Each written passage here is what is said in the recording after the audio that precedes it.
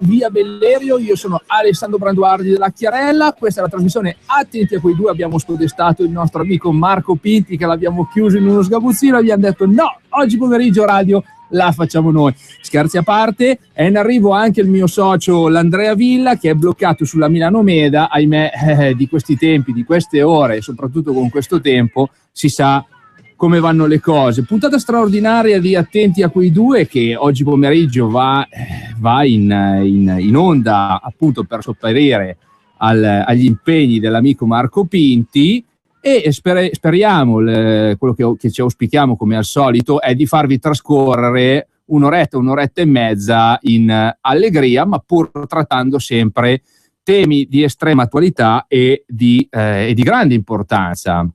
Vi leggo, peraltro, proprio per cominciare subito a tambur battente sulle cose un po' sostanziose, l'ultima cosa postata circa un'ora fa da Matteo Salvini, che dice: altri 490 clandestini in arrivo ad Augusta in Sicilia, sicuri che non ci siano potenziali ladri o delinquenti fra loro?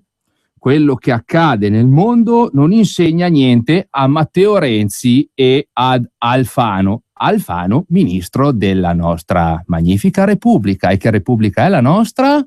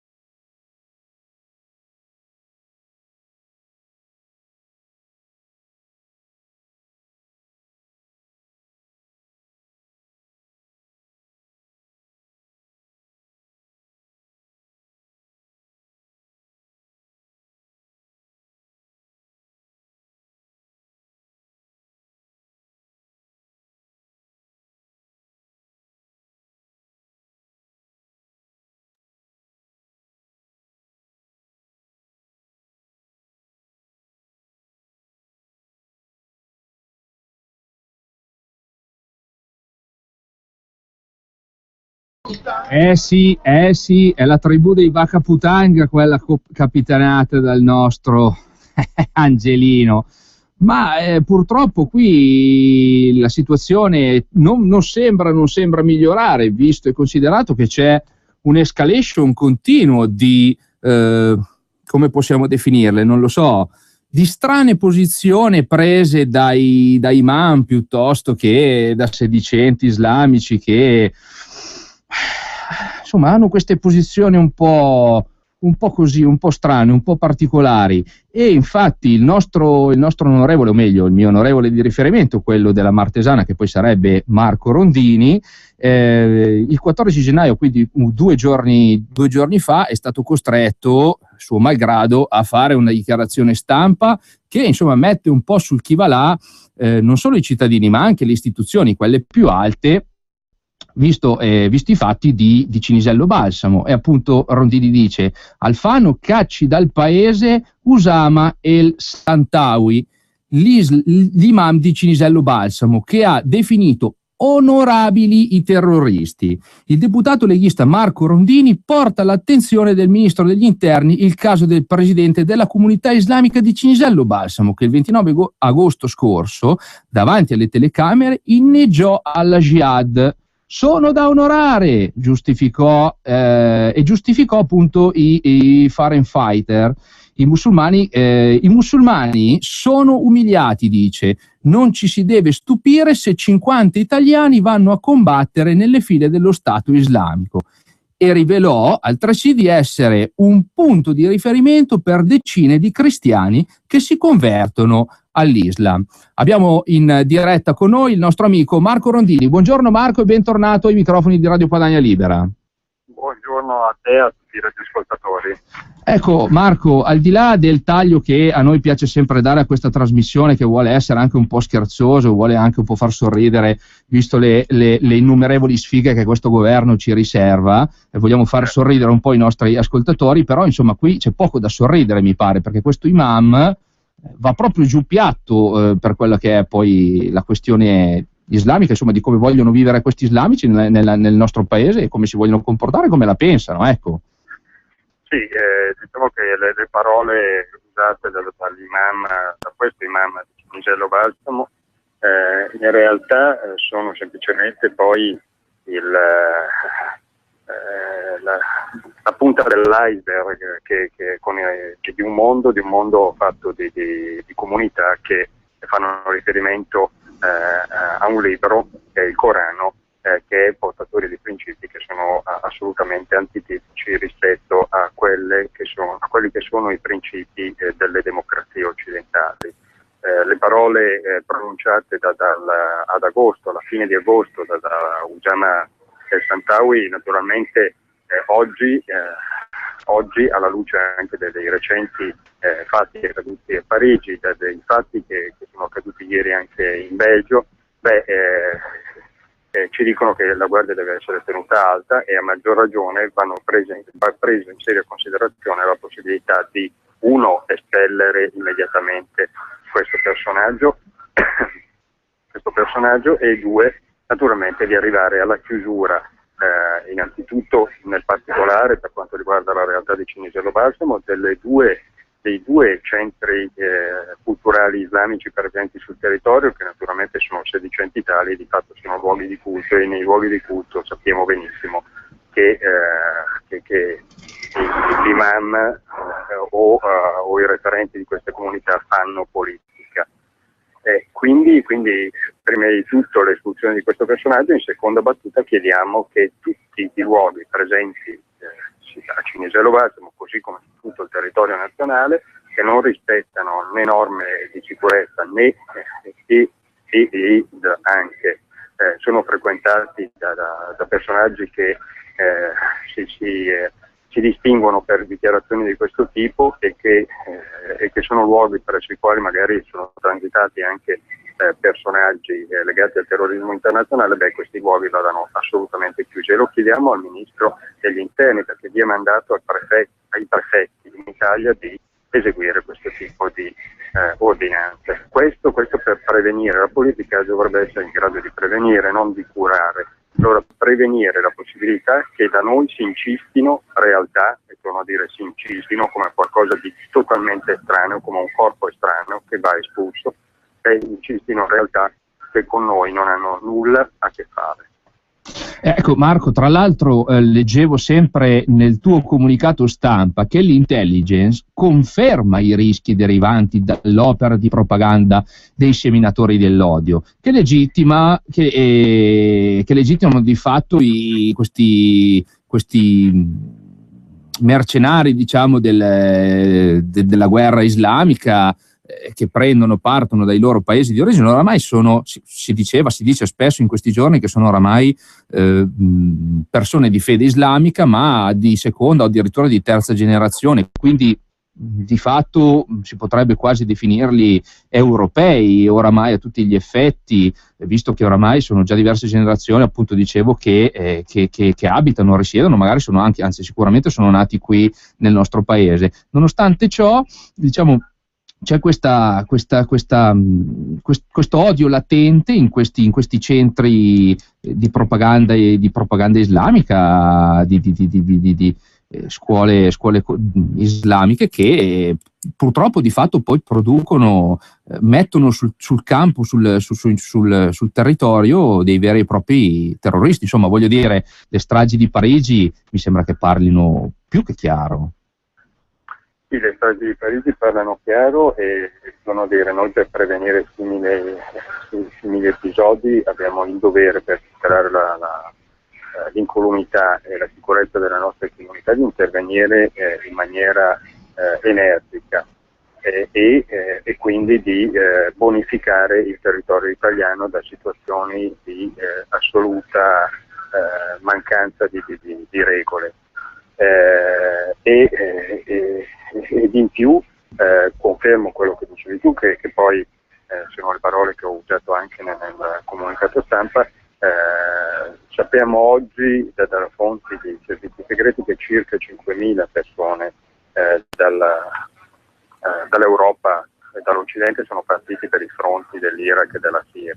È chiaro che queste persone, quando rientrano, radicalizzano o cercano di radicalizzare quelle che sono le posizioni delle comunità nelle quali si reinseriscono, facendo compiere a queste comunità un salto di qualità in termini di pericolosità sociale e pericolosità che mette a repentaglio la sicurezza e la vita dei cittadini europei ed occidentali.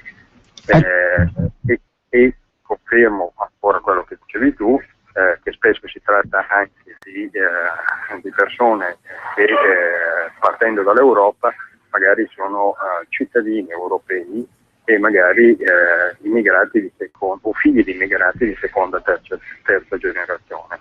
Gioca sicuramente un ruolo che spinge queste persone a riabbracciare la fede in maniera radicale, ed è la congiuntura economica che viviamo. Oggi nelle banlieue di Parigi, piuttosto che in altre realtà, sicuramente i primi a vivere l'esclusione dal mondo del lavoro, e con questo però non voglio giustificarli, sono sicuramente gli immigrati che per rivassa, per repulsione magari arrivano a riabbracciare l'Islam, quello più radicale.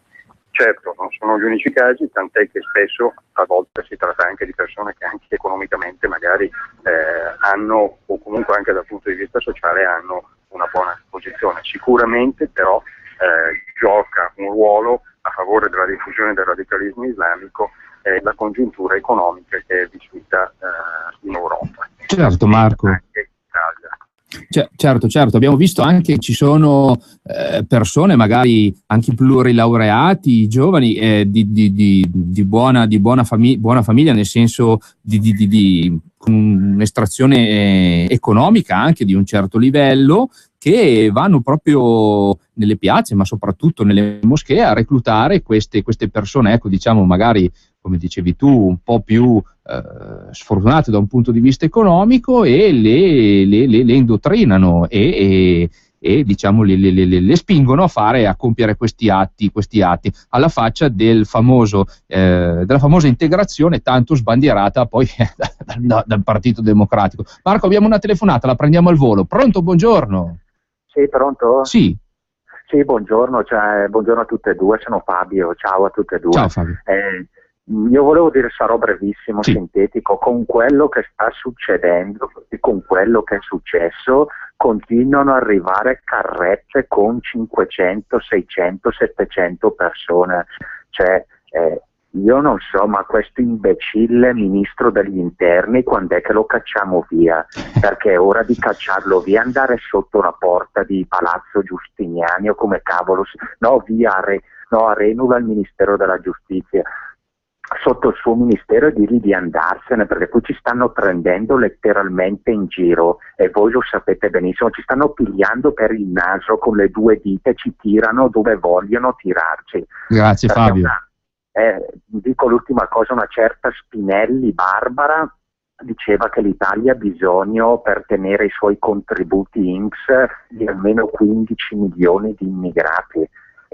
Riflettiamo, Ciao ragazzi. Ciao, grazie Fabio. Avanti l'altra telefonata, pronto? Velocissimo, sì, che siamo a ridosso della pubblicità. Buonasera. Forse il caso di dire buone padagne, sì, tutti gli effetti, perché qua non si sa bene dove andare a parare, sarà meglio mettersi sotto l'ombrello. Allora, mi è piaciuto, tra tutte le chiacchiere che sono sentite in questi giorni, un'analisi molto lucida del professor De Mattei, che è uno storico di formazione, quindi praticamente faceva un po' il parallelismo col marxismo, no? L'Islam moderato che, come diciamo la tendenza di Gramsci, vuole permeare gli ambiti della cultura. L'Islam radicale che è l'avanguardia armata, leninista, insomma. Sì. La cosa che è veramente vomitevole in tutto ciò, che è già successo dopo l'11 settembre, se vi ricordate, è che la risposta di quelli che ci comandano è: facciamo più spazio all'Islam moderato così combattiamo gli estremisti. Questo veramente a me, non dico parolacce alla radio per principio, ma è veramente vomitevole. Grazie e buonasera. Grazie a te, Marco. Sì, allora partiamo dall'ultima domanda e sì, naturalmente quello che dà la volta a stomaco è questo atteggiamento generale, portato avanti talvolta anche da una parte delle gerarchie ecclesiastiche, talvolta addirittura affidato alle parole del Papa, che in quel caso fa un cattivo servizio rispetto a quella comunità che dovrebbe rappresentare. Questo atteggiamento porta quindi una parte delle gerarchie ecclesiastiche, una parte di quella politica buonista a cercare un dialogo ad ogni costo con il fantomatico Islam moderato. Marco, ti devo interrompere un istante per la pubblicità, torniamo subito. Su una Toyota Hybrid ci sono cantanti stonati e cantanti esagerati. Cosa hanno in comune? Sono tutti felici. Con Paper Drive, gamma Toyota Hybrid e tua da €150 al mese con 4 anni di manutenzione e garanzia.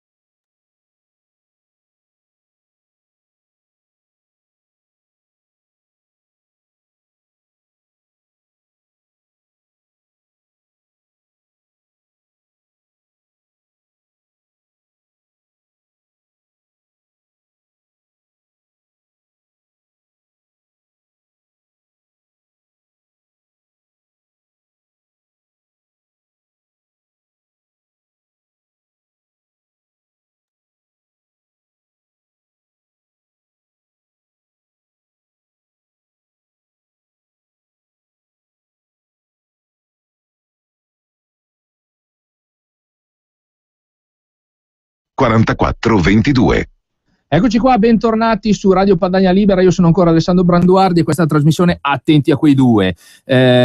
Chiedo scusa Marco Rondini, abbiamo dovuto interrompere con lo stacco pubblicitario perché purtroppo il borsellino del nostro regista Roberto Colombo, che è dall'altra parte del vetro, e ringrazio, piange un poco, e allora abbiamo dovuto mandare assolutamente la pubblicità. Ricordo ai nostri gentili ascoltatori che chi è di buon cuore, soprattutto di buone sostanze, può mandare al conto corrente postale 3767 1294 il suo piccolo contributo. Non servono grandi cifre, basta anche un semplicissimo €5, che penso che sia alla portata di tutti. Bene Marco, scusami, ti avevo interrotto, quindi stavi rispondendo ai nostri ascoltatori di prima, poi abbiamo un'altra chiamata e ascoltiamo anche quella.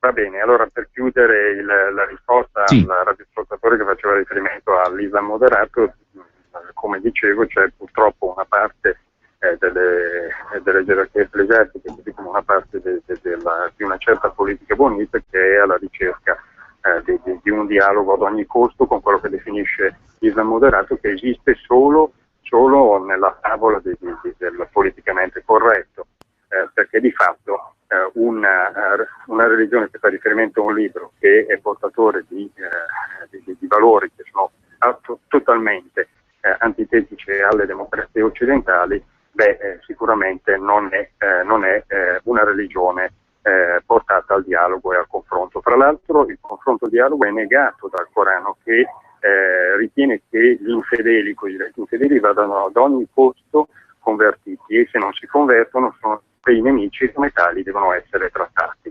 Quindi questo per rispondere e per confermare le parole di chi dice che giustamente ci fa venire il volto a stomaco quando sentiamo parlare di Islam moderato, con il quale bisognerebbe stabilire o contrarre una sorta di alleanza in chiave o per contrastare l'Islam radicale. Per quanto riguarda il discorso invece della prima domanda, noi ci auguriamo per il prima possibile che il signor Angelino Alfano tolga il disturbo, ma con lui anche tutto il governo Renzi, tutto quel governo che oggi annuncia un pacchetto di sicurezza a seguito dei fatti di Parigi, che contrariamente a quello che avevamo chiesto noi, cioè la sospensione del trattato di Schengen e di privare del passaporto coloro i quali magari si fanno portavoce di proclami come quello dell'imam di Cinisello, quindi togliergli il passaporto e espellerli.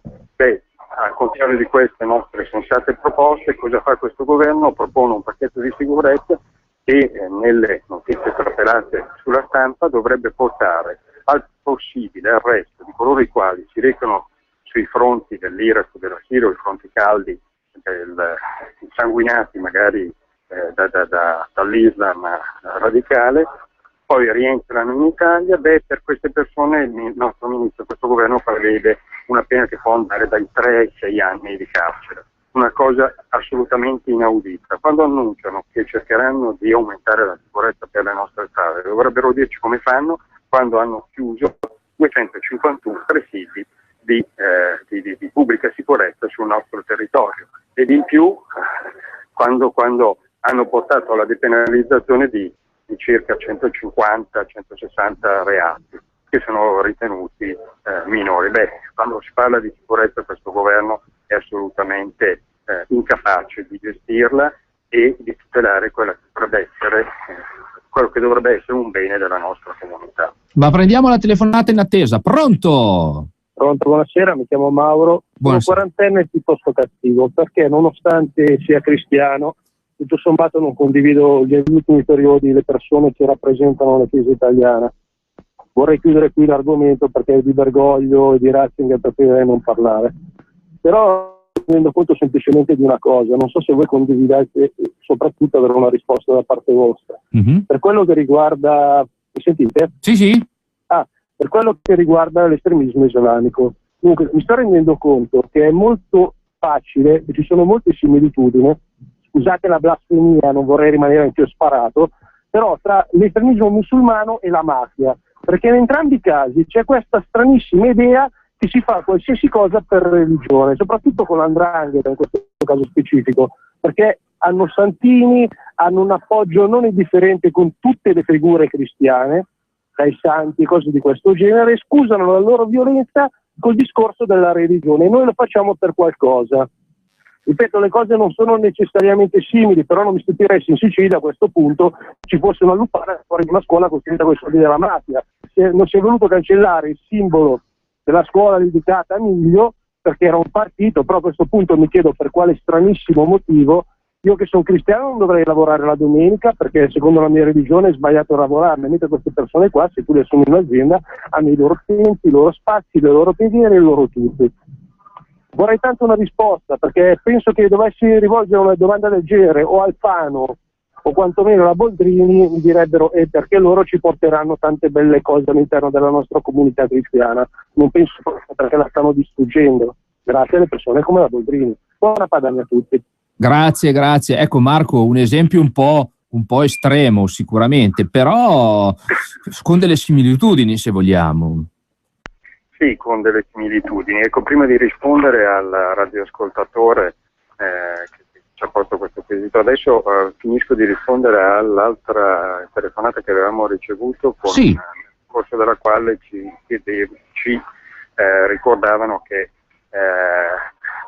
circola il luogo comune secondo il quale noi avremo bisogno di svariati milioni di immigrati per colmare quella stenia riproduttiva che porta a un calo delle nascite e quindi un calo demografico nel nostro paese piuttosto che in tutta Europa. Intanto, e quindi per individuare le casse dell'INPS. Intanto in passato, io voglio fare riferimento sempre agli studi che erano stati fatti da Geminello Albi piuttosto che dal nostro Brambilla, che smontavano il luogo comune secondo il quale gli immigrati avrebbero salvato le nostre pensioni. E tutti i giorni la cronaca spesso ci ricorda di quanto in realtà questa sia una bufala montata d'arte per giustificare un'altra volta in un altro modo davanti all'opinione pubblica il legittimare di fatto un'invasione di popolamento come quella che è in atto ormai ai noi purtroppo da tanti anni. Per quanto riguarda la domanda invece posta dal radioascoltatore ultimo, allora le similitudini sì, diciamo che una forzatura che però di fatto in parte trova dei riscontri, sebbene oggettivamente al contrario di quanto avviene per quanto riguarda la religione islamica, diciamo che la malavita organizzata, se non in casi isolati, non trova, cioè casi isolati che purtroppo attengono però all'attitudine personale magari di qualcheduno, assolutamente non gode della copertura o del beneplacito da parte delle gerarchie ecclesiastiche, piuttosto si può denunciare il fatto che magari molti di loro si dicono cattolici o cristiani praticanti, ma questo non vuol dire assolutamente che la Chiesa tolleri quel tipo di anzi c'è l'esempio di tanti parroci che hanno rischiato oppure sono morti a causa della malavita organizzata. Tutt'altra cosa avviene invece nel mondo islamico, mi piace doverlo ammettere, ma è la realtà dei fatti.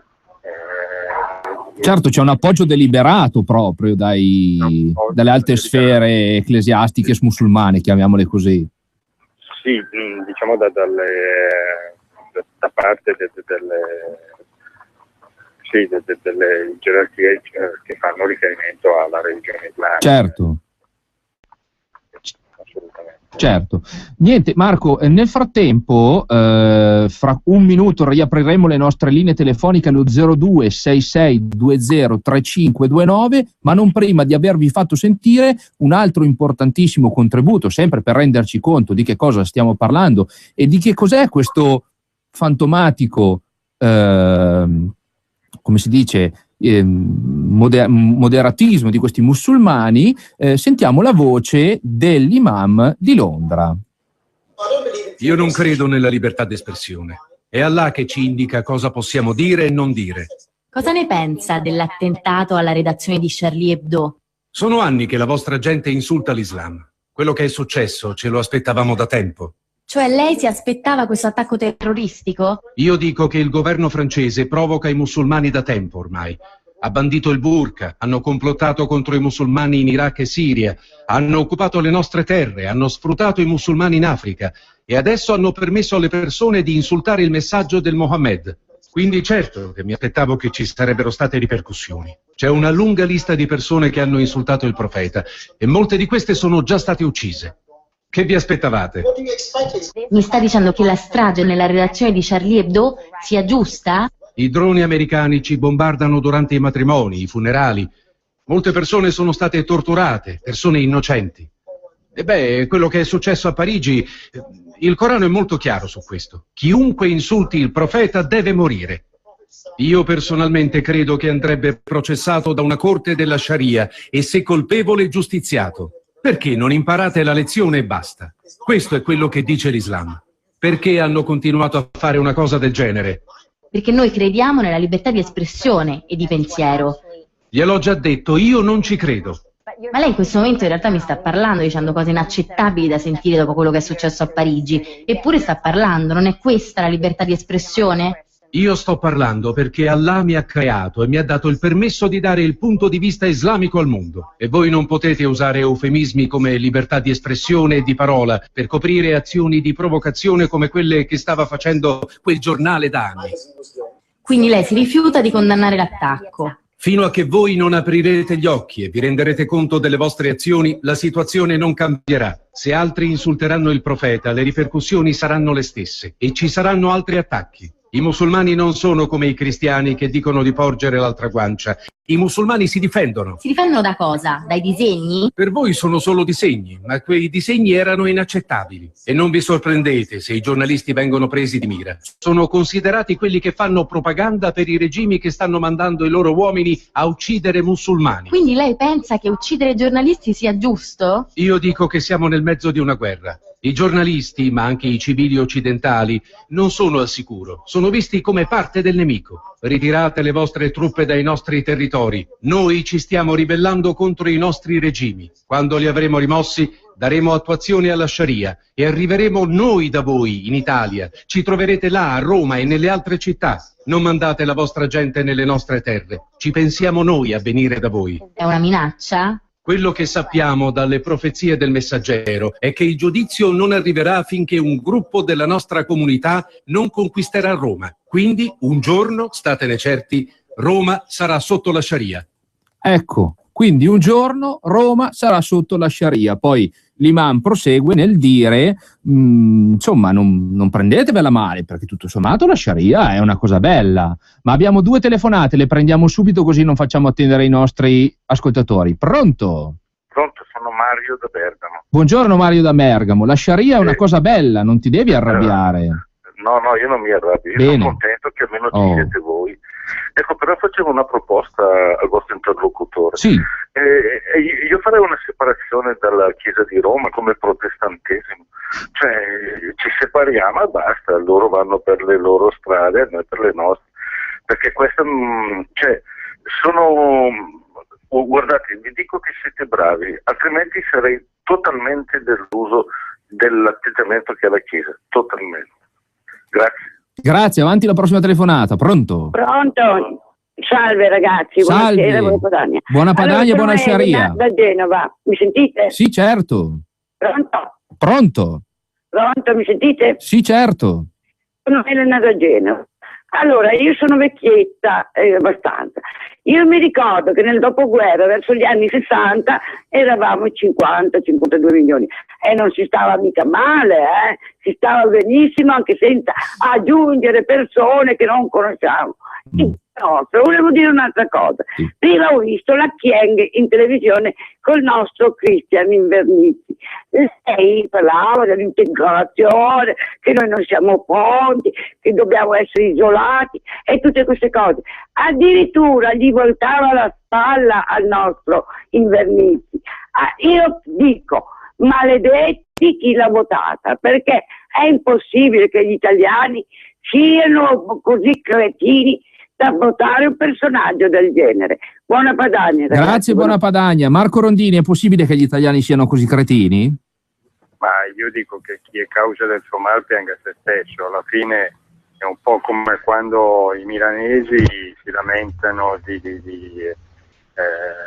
Pisapia, piuttosto che i romani si lamentano di Marino. Qualcuno i voti a queste persone li ha dati.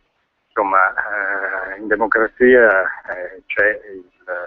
vige questa logica, chi prende i voti viene eletto. Dopodiché io voglio augurarmi che i cittadini che hanno riposto male il proprio voto, le proprie aspettative, domani rivedano le proprie posizioni del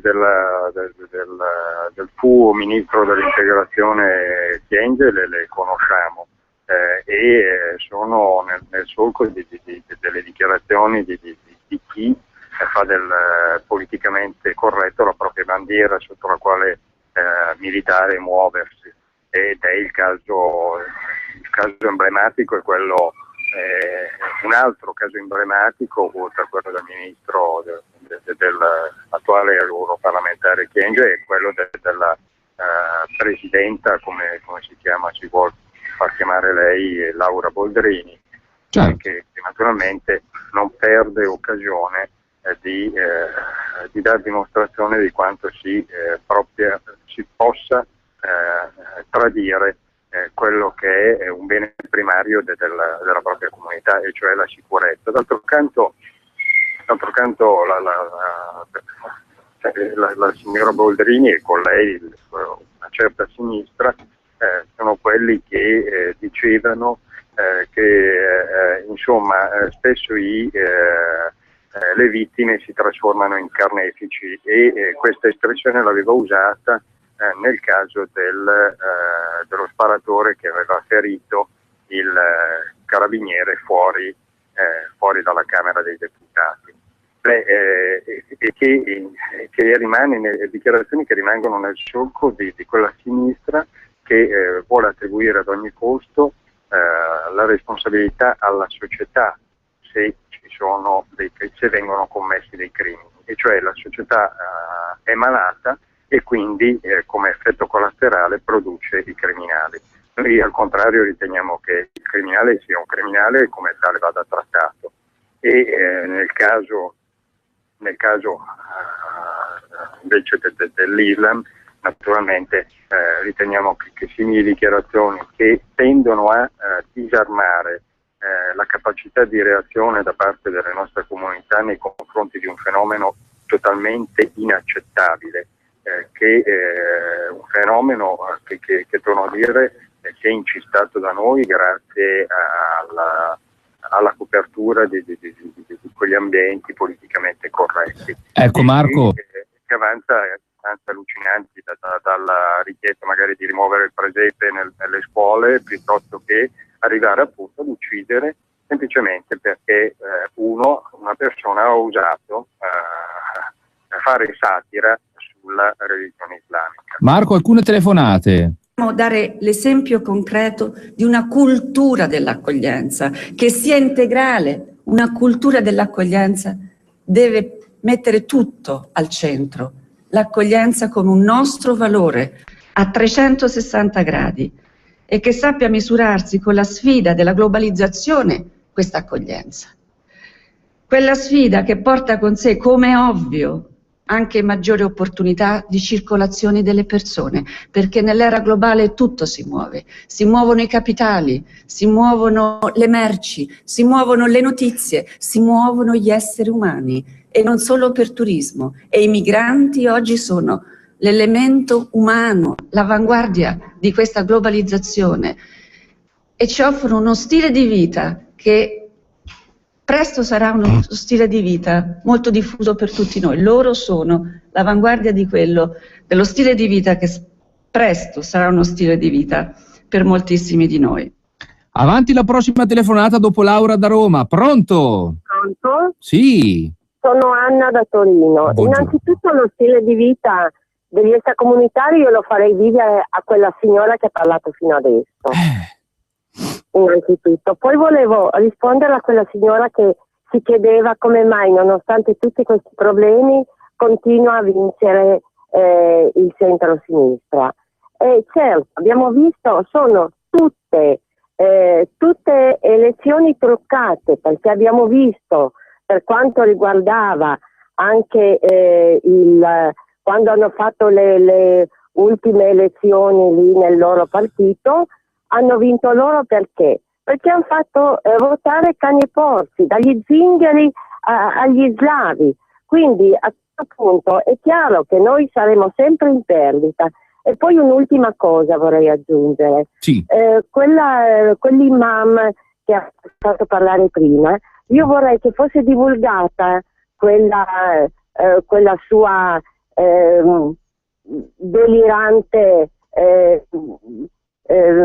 delirante provocazione, che fosse divulgata in modo tale che possano sentirla anche quelli che non sentono Radio Padania, perché noi siamo molto ristretti purtroppo in confronto a tutta l'opinione pubblica. L'opinione pubblica queste cose non le sente, dovrebbe sentirle per rendersi conto. Ascolto per radio. Grazie, ottimo. Allora, innanzitutto questa qui a onor del vero, della cronaca, è la registrazione dell'intervista fatta all'imam della moschea di Londra, andata in onda una settimana fa a Piazza Pulita sulla 7. I colleghi della 7 appunto hanno fatto vedere questo servizio, che quindi sarà stata ascoltata credo almeno da 1 milione di persone in Italia circa, su per giù, e poi comunque sia sul mio profilo Facebook e sul profilo Facebook di tanti militanti leghisti e di tanti colleghi che fanno radio qui con noi, lo potete trovare, potete riascoltarlo e mettere il vostro like. Avanti l'ultima telefonata e poi le risposte di Marco Rondini. Pronto? Ciao, sono Paolo da Bergamo. Ciao Paolo, ciao. Ciao, io volevo fare 2 valutazioni al di là di questi messaggi che arrivano, e vabbè, anche loro secondo me stanno sfruttando molto i media per caricare la loro dose di paura, eccetera, eccetera, ma la cosa che mi preoccupa di più è la solita storia che il caro Stato italiano, Stato ormai più non credibile nel resto del mondo, ha affrontato questo allarme terrorismo ancora una volta in un modo inesistente, perché io abito a Bergamo, mi veniva da ridere i giorni degli attentati, c'erano in giro la polizia con le luci accese, sembrava, è passata una settimana e già si è dimenticato tutto, si è dimenticato di andare a controllare i negozi islamici, cosa fanno, da chi sono gestiti, cinesi, Zingonia qua vicino a Bergamo, che è un ricettacolo di terroristi, di chiese abusive, eccetera, eccetera. E la cosa grave è che il messaggio che arriva dallo Stato è quasi che noi cittadini italiani dobbiamo saper distinguere se un musulmano è della parte buona o della parte... Non è lo Stato, come sta succedendo in Belgio, l'hanno dimostrato ieri, che sta prendendo provvedimenti seri. Siamo noi adesso che dobbiamo saper distinguere, anzi guai a parlare male magari di qualcuno, perché sennò passiamo per razzisti o... Quindi la cosa che condanno di più è la risposta che ha dato lo Stato italiano in questa situazione, che è una risposta, come al solito, poco seria. Grazie, ciao. Ecco Marco, aggiungo io una piccola cosa e poi rispondi a tutti. Dobbiamo forse avere paura degli islamofili italiani, che magari sono tali anche con certi interessi, insomma, vedi questi immigrati che arrivano all'interno dei barconi, ci possono essere serenamente anche persone con non buone intenzioni, e poi si scopre che a Roma Capitale c'è un giro molto interessante che gestisce l'arrivo di queste persone. Sì. Allora, diciamo che prima di tutto rispondo alla tua domanda, naturalmente alla tua osservazione. Sì, le inchieste di Roma Capitale hanno dimostrato che l'emergenza immigrazione, che meglio sarebbe chiamare emergenza invasione, è determinata, come è stato ricordato dall'Unione Europea, tra l'altro al governo italiano, determinata dalla segretariato operazione Mare Nostrum.